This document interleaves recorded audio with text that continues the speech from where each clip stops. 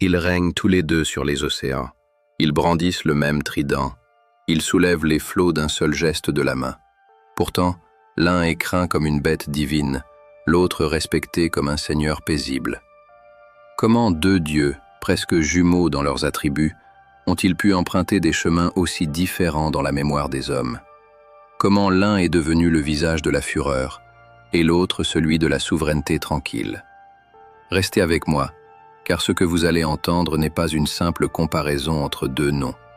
C'est une plongée dans deux mondes, deux peuples, deux manières de regarder la mer. Je suis Elias Verne, conteur de grands récits, et sur ma chaîne Mémoire des origines, je vous emmène là où les mythes anciens cachent encore leur vérité. Aujourd'hui, je vous propose de descendre au fond des eaux, là où deux trônes se font face. Celui de Poséidon, le grec, celui de Neptune, le romain. Deux figures qu'on confond souvent, qu'on présente comme identiques et qui pourtant ne se ressemblent qu'en surface. Avant que nous n'allions plus loin, prenez un instant pour vous abonner à la chaîne et activer la cloche. Laissez aussi un commentaire à la fin pour me dire lequel des deux dieux vous parle le plus, le grec impulsif ou le romain solennel. Vos mots nourrissent ces récits, et chaque pouce levé permet à ces histoires anciennes de continuer à voyager. Maintenant, fermez les yeux un instant. Imaginez une mer noire, agitée, sous un ciel sans étoiles. Imaginez la coque d'un navire qui craque, des hommes qui prient, et au loin, l'écho d'un nom murmuré avec terreur. Ce nom, dans la Grèce antique, c'était Poséidon. Pour les marins d'Athènes, de Corinthe ou de Milet, il n'était pas seulement le dieu des eaux. Il était la mer elle-même. Il en avait la couleur, l'humeur, l'imprévisibilité. On disait de lui qu'il vivait dans un palais d'or au fond des profondeurs, attelé à un char tiré par des chevaux marins, capable de fendre les vagues comme on tranche du pain.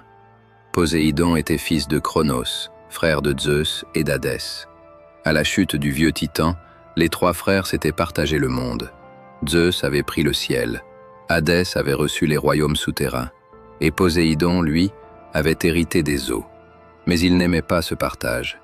Il enviait son frère, le maître du tonnerre.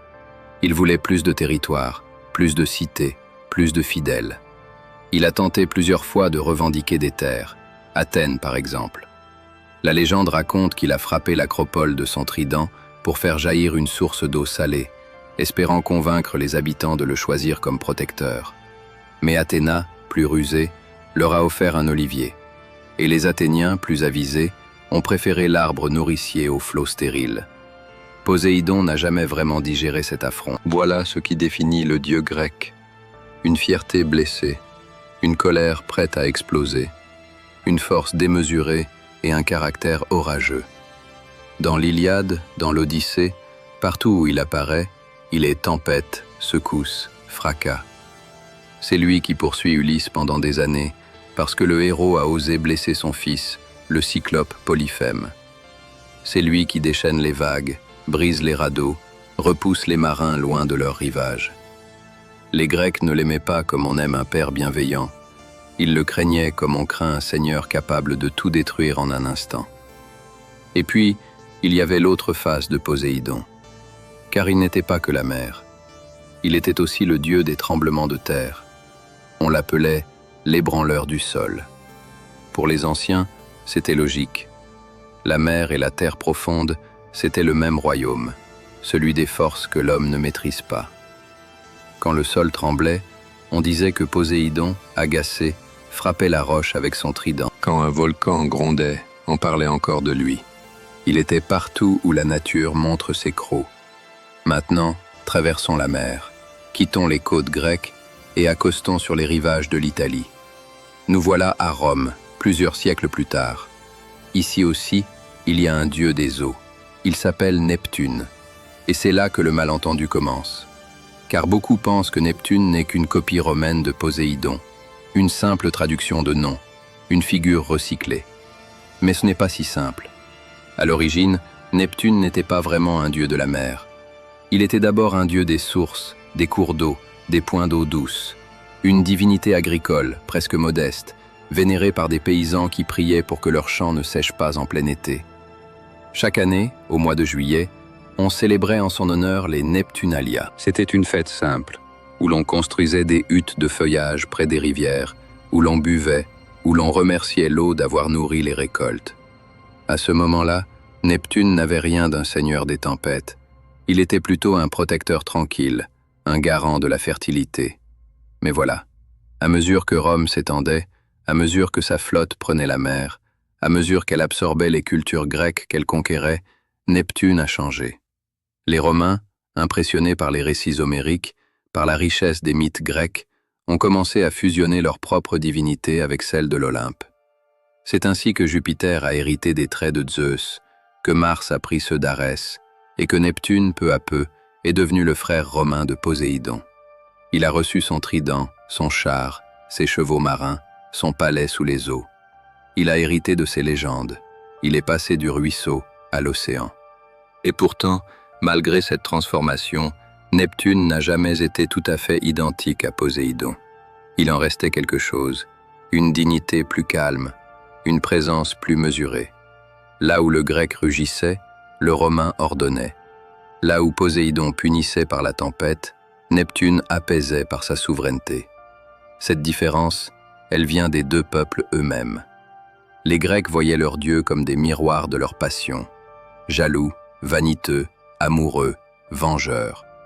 Les Romains, eux, voyaient leurs dieux comme des piliers de l'ordre, des garants du contrat sacré entre les humains et le ciel. Un dieu romain ne hurle pas, il préside. Alors, quand vous regardez une statue antique des deux, vous le sentez. Le Poséidon grec est en mouvement, le bras levé, la barbe agitée, le corps tendu comme une vague prête à s'abattre. Le Neptune romain est plus posé, plus monumental, presque hiératique. Il tient son trident comme un sceptre, pas comme une arme. Il regarde au loin, il ne menace pas, il règne. Cette nuance est précieuse, parce qu'elle nous dit beaucoup sur la façon dont chaque civilisation imaginait sa relation avec l'invisible. Les Grecs ont peuplé leur monde de dieux capricieux, terriblement humains, capables de mentir, d'aimer, de trahir. Les Romains ont voulu des dieux fiables, presque institutionnels. Et la mer, ce vaste mystère, a hérité dans chaque culture du visage qui correspondait le mieux à son tempérament collectif. Il y a aussi une question fascinante, qui est rarement posée. Pourquoi un trident? Pourquoi pas un bâton, une épée, une couronne? Pourquoi cette arme à 3 pointes est-elle devenue le symbole universel du Seigneur des eaux? Certains spécialistes y voient une survivance lointaine, héritée de cultures bien plus anciennes que la Grèce et Rome. Le trident, dans l'imaginaire des peuples méditerranéens, c'était l'outil du pêcheur. Une fourche pour harponner les poissons, pour fendre les filets, pour planter dans les fonds marins. En faire l'arme d'un dieu, c'était sacraliser le geste du marin. C'était dire que le maître des eaux était à la fois celui qui nourrit et celui qui tue. 3 pointes pour 3 pouvoirs. La houle, la tempête, le calme. 3 visages d'une même puissance. Il y a aussi un autre détail qui m'a toujours fasciné et que je voudrais partager avec vous. Poséidon, dans la mythologie grecque, est aussi le dieu des chevaux. Il aurait créé le premier cheval en frappant la terre de son trident. C'est étrange pour un dieu marin d'être lié à un animal terrestre. Mais quand on y pense, c'est lumineux. Le cheval qui galope, c'est la vague qui déferle. Les anciens voyaient dans la crinière agitée des étalons l'écume des flots. Et Poséidon, en chevauchant les deux, devenait le dieu du mouvement, de l'élan, de tout ce qui ne reste jamais en place. Neptune, lui, héritera de cette image, mais sans la même intensité. Chez les Romains, le cheval reste un animal noble, mais il n'est pas confondu avec la mer. La poésie est plus discrète. Et puis, il y a les femmes. Car aucun dieu antique ne se raconte sans son cortège d'amour et de drame. Poséidon a aimé Amphitrite, une nymphe des profondeurs, qui l'a poursuivie sans relâche jusqu'à ce qu'elle accepte de l'épouser. Elle est devenue la reine des mers, la déesse douce qui adoucit les colères de son époux. Mais Poséidon n'est pas resté fidèle. Il a aimé d'autres mortels, d'autres déesses, et de ces unions sont nés des héros, des monstres, des géants. Le cyclope Polyphème, par exemple. Le cheval ailé Pégase, surgit du sang de la Méduse qu'il avait jadis aimée. Théséus, héros d'Athènes, fils caché du dieu. À chaque amour, une descendance puissante, parfois terribles. Neptune, lui, a une vie sentimentale beaucoup plus discrète dans les textes romains. Salacia est sa compagne, équivalente d'Amphitrite, mais sans le même éclat narratif. Les Romains s'intéressaient moins aux histoires de couples divins. Ils voulaient des dieux d'État, pas des dieux de romans. Là encore, on voit la différence de tempérament entre les deux civilisations. La Grèce raconte, Rome organise. Aujourd'hui, des deux noms, c'est curieusement Neptune qui a survécu le plus dans notre vocabulaire moderne.